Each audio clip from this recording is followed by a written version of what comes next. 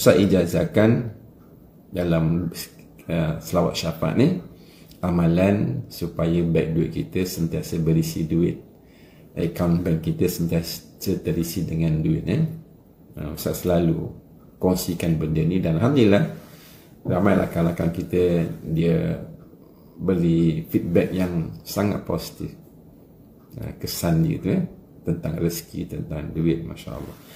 Ustaz baca sama-sama dengan Ustaz 2 baris ni, lepas tu Ustaz ijazahkan. Kalau boleh ijazahkan pada anak-anak kita, kawan-kawan kita, supaya mereka berduit.